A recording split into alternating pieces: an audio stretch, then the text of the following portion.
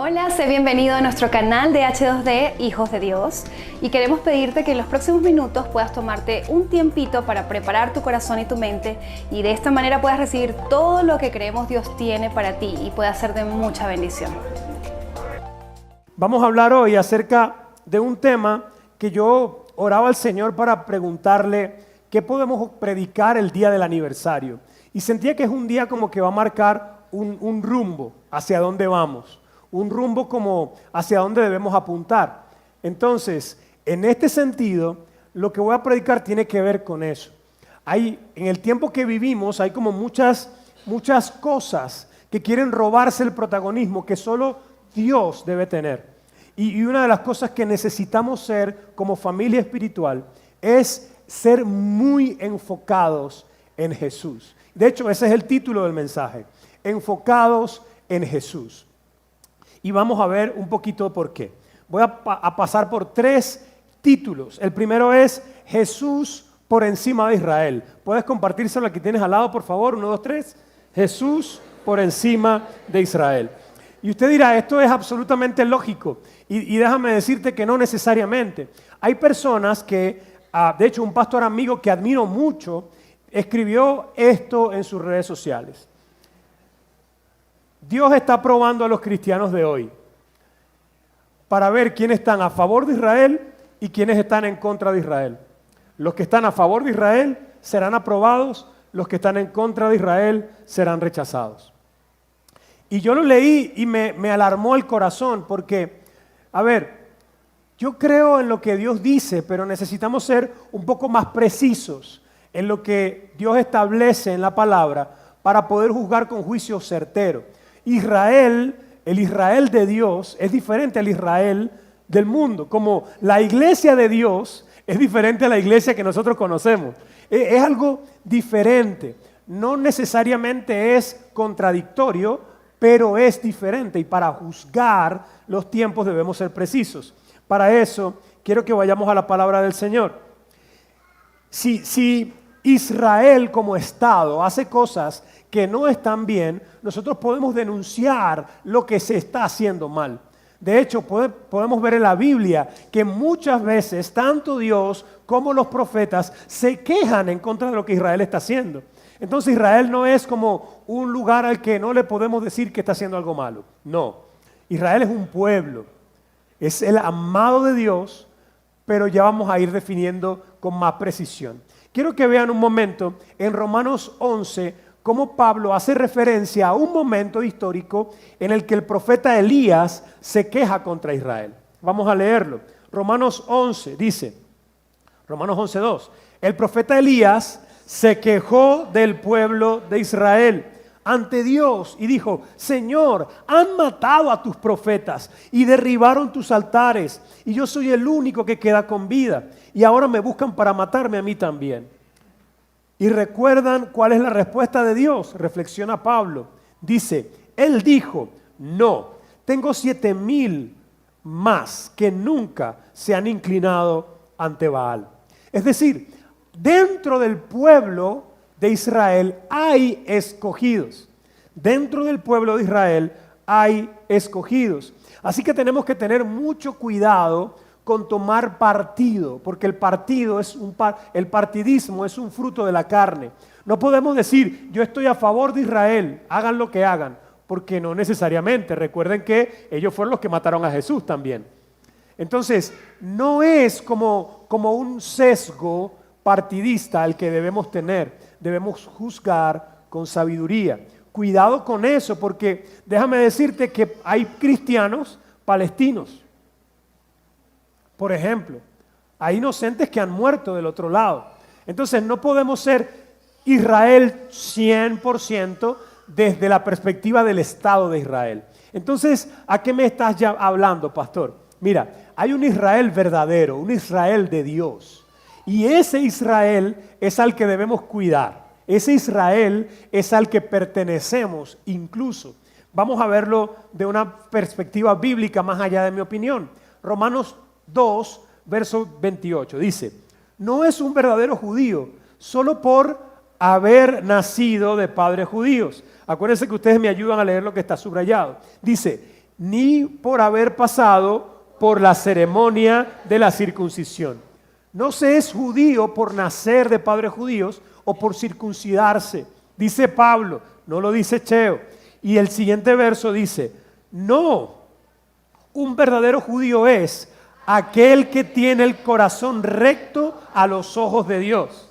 La verdadera circuncisión no consiste meramente en obedecer la letra de la ley, sino que es un cambio en el corazón producido por el Espíritu.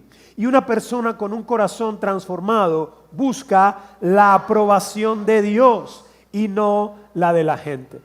Me voy haciendo entender. Entonces nuestro corazón debe estar para bendecir al pueblo escogido de Dios. Nuestro corazón debe estar para bendecir a Israel. Y de hecho explícitamente nos llama a orar por la paz en Jerusalén. Pero no se nos dice maten a los. Se nos invita a orar por nuestros enemigos. Entonces no podemos ser irresponsables con esto. Y tenemos que tener precisión a la hora de juzgar y de fijar una posición. Entonces, ¿quién es el verdadero Israel? La Biblia nos enseña en diferentes perspectivas de la misma idea. Nos habla, por ejemplo, del pueblo de Dios o de los hijos de la promesa o de las ramas injertadas. Vamos a ver uno de esos para tener mayor claridad. Pero no creemos en la sustitución. Es decir, hay personas que dicen que nosotros ahora somos el verdadero Israel. Y eso no es cierto. Dios no ha desechado a Israel. Tiene un remanente en Israel. Me explico. Y la palabra nos enseña a través de este ejemplo que Pablo da en Romanos 11 lo siguiente. Dice, tal vez digas, bueno, esas ramas fueron arrancadas para darme lugar a mí. Contexto. Él está hablando de que Israel era el verdadero olivo. Y nosotros los gentiles éramos ramas silvestres. Entonces Dios, a los que no creyeron en el Mesías, a los que no caminaron conforme a su voluntad, los arrancó de la vid verdadera. Y luego esas ramas quedaron, esos espacios quedaron vacíos y fue donde Dios injertó a los gentiles, es decir, a nosotros. Nosotros formamos parte de la misma vid, aunque no seamos del pueblo de Israel inicialmente. Entonces Pablo, enseñando eso, dice lo siguiente: es cierto, pero recuerda, esas ramas fueron arrancadas porque no creyeron en Cristo. Y tú estás allí porque sí crees. Así que no te consideres tan importante, más bien teme a Dios porque lo que podría suceder. Pues si Dios no perdonó a las ramas originales, tampoco te perdonará a ti. O sea, tú fuiste injertado por creer. Así que tú regocíjate por eso, pero no te gloríes de eso. No, ahora no es que nosotros vamos a mirar a Israel como somos superiores a ustedes, para nada. Primero porque el orgullo no es congruente con un verdadero cristiano. El orgullo, cantamos de hecho, que Dios se opone a los orgullosos. El verdadero cristiano entiende que es por gracia y comparte de esa gracia. Por tanto, estamos contentos de haber sido injertados. No los idolatramos, pero tampoco los rechazamos. Son nuestros hermanos y los honramos porque a través de ellos Dios se mostró al mundo entero. ¿Me doy a entender? Entonces, en este sentido se trata de honra, no de idolatría, tampoco de odio. Honra a nuestros hermanos mayores, que son ellos. Ellos son nuestros hermanos mayores. ¿Se va entendiendo? Entonces, podría seguir leyendo del tema, pero me va a ir mucho tiempo, así que voy a sacar un poquito de la conclusión de este punto. Este punto, la conclusión es Jesús la distinción, no Israel. ¿Se entiende?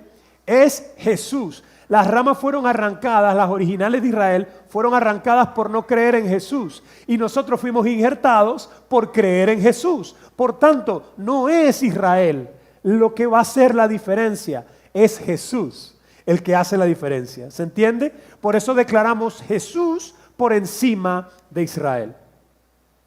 Y eso también nos marca un precedente para que no caigamos en la tentación de la judaización. Y esto me lleva al segundo punto. Jesús por encima de los ayudadores. Este punto es súper importante porque hay muchos ayudadores hoy día La iglesia es un ayudador, el pastor es un ayudador, los predicadores son ayudadores, los psicólogos pueden ayudar en ciertas maneras, los bancos pueden ser ayudadores cuando me dan el crédito para la casa o cuando me aprueban una ayuda para terminar los estudios. Hay muchos ayudadores, de hecho el gobierno puede ser un ayudador, la oposición puede ser un ayudador, hay muchos ayudadores. Pero hay una tentación en la que caemos cuando estamos clamando por ayuda y llega un ayudador. La tentación es que levantamos a este ayudador, predicamos de este ayudador, andamos en las redes mostrando al ayudador, compartimos con nuestros amigos del ayudador y nuestro Dios es celoso. Entonces, tenemos que recordar que Jesús está muy por encima de todos los ayudadores. Y en el contexto de lo que estamos hablando del tiempo presente, podemos irnos a la época de los colosenses y ver que ellos tenían un contexto similar. Estaban los judíos tratando de que ellos judaizaran, diciéndoles que ellos eran la verdadera sabiduría. Por el otro lado, estaban los gnósticos hablándoles de un verdadero conocimiento que elevaba la conciencia y que los hacía realmente unos seres superiores. Y estaba todo el mundo filosófico e idólatra que traía un Dios para cada cosa. Habían muchos ayudadores tratándose de incrustar en la iglesia. A lo que Pablo reacciona diciendo, espérense un momento, recuerden quién es Cristo. Y lanza un capítulo entero que es uno de mis preferidos en la Biblia, hablando de quién es en medio de ese contexto, elevando a Jesús al lugar que le corresponde, haciendo que todos los demás tomen su lugar. Mira lo que dice la palabra de Dios, Colosenses 1:15 en adelante.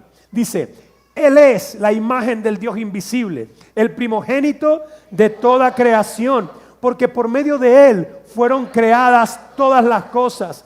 Todo ha sido creado por medio de Él y para Él, que por medio de Él forman un todo coherente. En Cristo todo tiene sentido. Fuera de Cristo, nada tiene sentido. Es en Él que todo tiene un sentido coherente. Él está por encima de todo. Sigue diciendo, Él es la cabeza del cuerpo, que es la iglesia. Él es el principio para ser. Él es el primero en todo. Vamos ubicándonos donde Él va. Último pasaje de esta porción dice, porque a Dios le agradó habitar en Él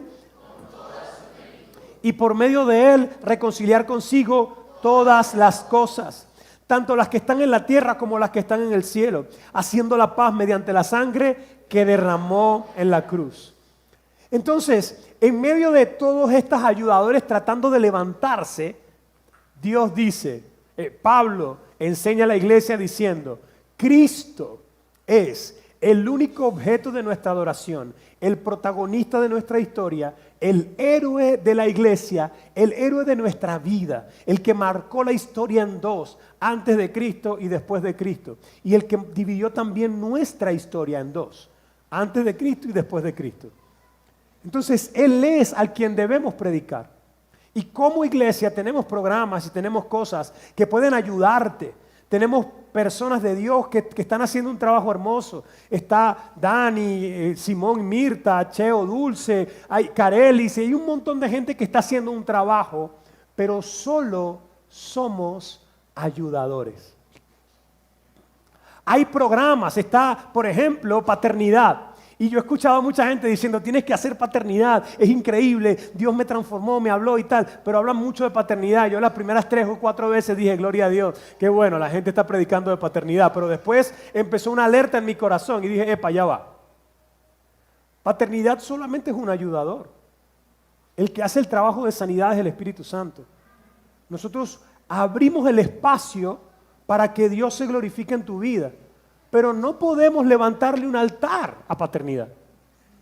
No podemos levantarle un altar a la terapia. No podemos levantarle un altar al pastor X o al banco tal o al amigo tal. Mis hermanos, todos los demás son solo ayudadores. En mi vida personal me ha pasado varias veces que Dios usa a alguien para proveerme en un tiempo de necesidad. De repente es un empresario o un amigo o alguien que Dios mueve su corazón y yo estoy en una necesidad en mi casa clamando, Padre, ayúdame con esto. Y de repente recibo una llamada y esta persona me dice, te bendigo con esto, o quiero ayudarte, o quiero cubrir esta visión. Y yo, gloria a Dios. Y yo en mi necesidad y mi falta de madurez he empezado a decir, no, es que tal persona, no, es que tal ministerio, no, es que tal cosa. Y Dios ha hecho muchas veces que esta gente caiga y yo tenga que volver a depender de Él para entender y descubrir que es Dios mi proveedor. No sé a cuántos le ha pasado eso, levante su mano para verlos. Es Dios nuestro proveedor. Entonces, mis amados hermanos, estamos de aniversario, hablamos de la iglesia, hablamos de H2D, pero jamás queremos ser más que un ayudador.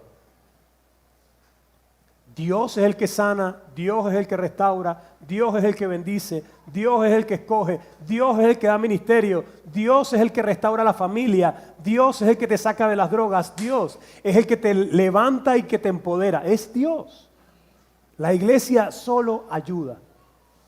Dile al que está a tu lado, tú solo ayudas, chamo.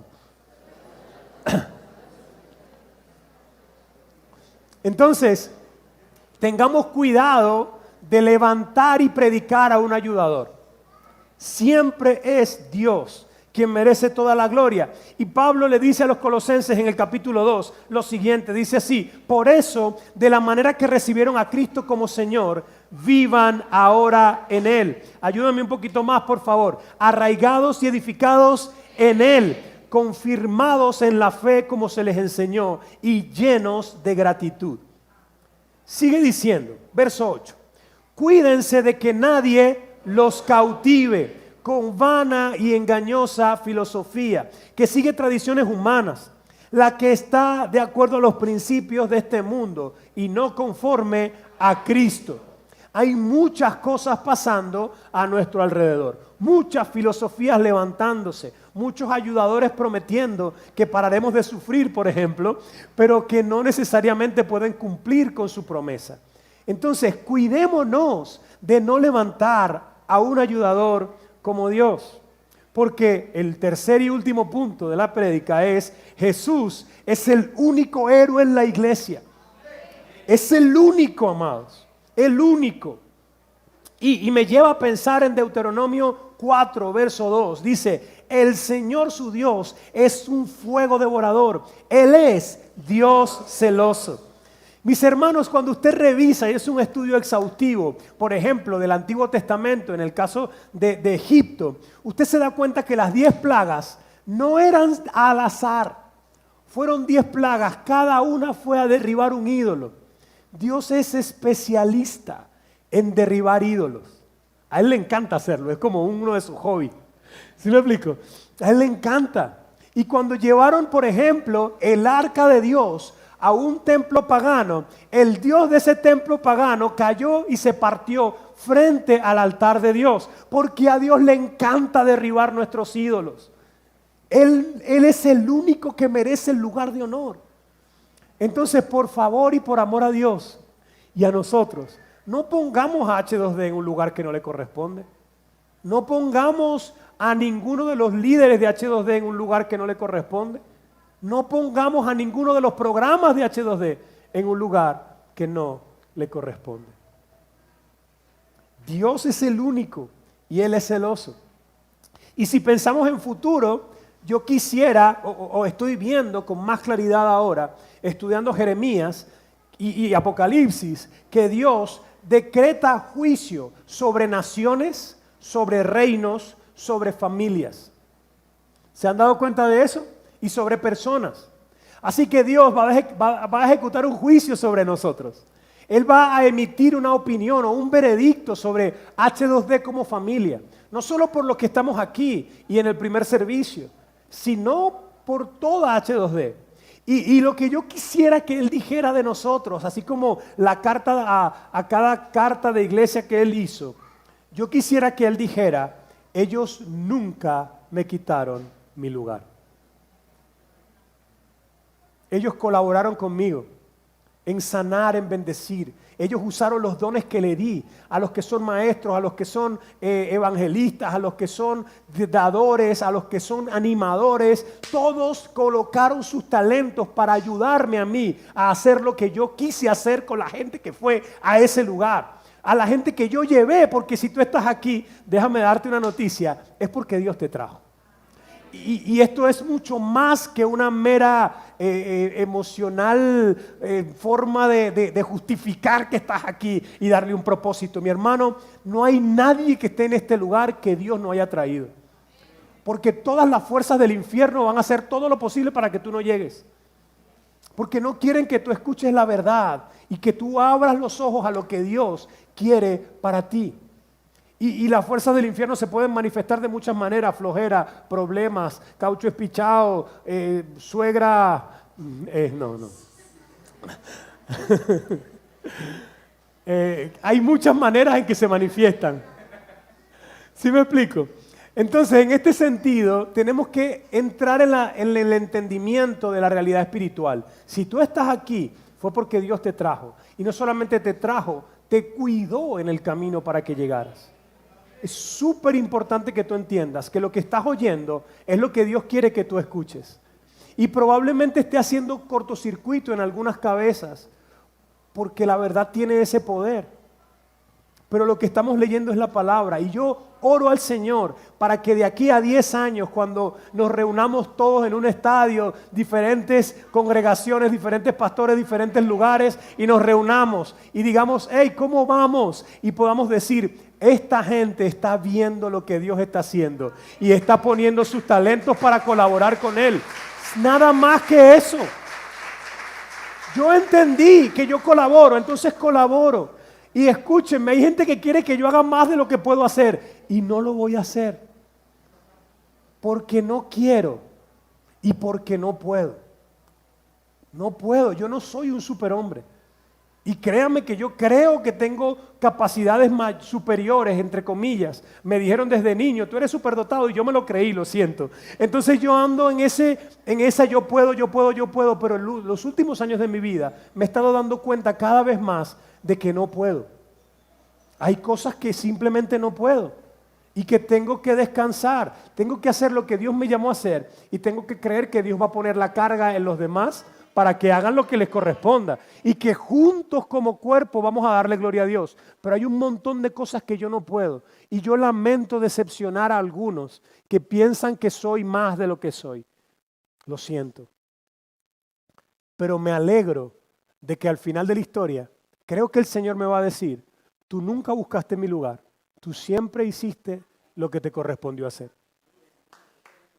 Y eso para mí es más que suficiente. Ahora, mis hermanos amados, para terminar, hablemos de futuro y pensemos en el futuro. Pero yo oro al Señor para que en tu vida tú puedas poner el lugar de Dios en ese lugar donde nadie más puede llegar. Ni tu esposo, aunque es bello y maravilloso. Ni tu esposa, aunque es la mujer más hermosa del mundo. Ni tus hijas, aunque las amas con todo tu corazón. Ni tus mentores. Ese es el lugar de Dios. Y nadie puede estar ahí. Si tú tienes a Dios en su lugar y lo demás como ayudador, mi hermano, yo te garantizo que vas a ver la gloria de Dios en tu vida. La vas a ver. Entonces, quisiera que nos pusiéramos de pie y vamos a buscar a alguien por qué orar. Y el motivo de oración específico es: Señor, que tu lugar no lo toque nadie en la vida de mi hermano. Vamos a orar por él rapidito. Tenemos poco tiempo, así que tenemos que activarnos velozmente. Búscate a alguien porque puedas orar. Pon tu mano, abrázalo como tú quieras. Y la otra persona también, por supuesto. Y oramos. Señor, en el nombre de Jesús, oramos para que tú bendigas la vida de mi hermano, para que tu lugar nadie lo toque, Señor. Ninguna persona, ninguna filosofía, ninguna ayuda externa, nada, Señor, pueda tocar el lugar que tú tienes en la vida de mi hermano. Señor, te pedimos que tú te levantes en ese lugar, que pueda ser adorado, que pueda ser valorado, que pueda ser levantado, que pueda ser honrado, Señor, y que pueda ser predicado con pasión. Que todos nosotros podamos, a través de nuestra voz, a través de nuestra familia, a través de nuestras redes, a través de nuestro negocio, a través de nuestra vida, Señor, y nuestros talentos, levantar el nombre de Cristo. Cristo, sé tú el centro de nuestra existencia, sé tú el centro de nuestra vida, sé tú el centro de nuestro ministerio, sé tú el centro de lo que hacemos, sé tú el centro de cada espacio, de cada grupo de cuidado, de cada actividad que hagamos, de cada atención individual. Señor, sé tú el centro. Nunca queremos quitarte tu lugar. Queremos que tú seas el sanador, el que reviste de poder, el que restaura, el que levanta, el que provee, el que prospera. Eres tú, Señor. Por eso nos acercamos a ti. Por eso te cantamos. Nuestro negocio es tuyo, Señor. Nuestro ministerio es tuyo. Todo lo que somos, todo lo que hacemos es para ti, Señor. Es para ti, Señor.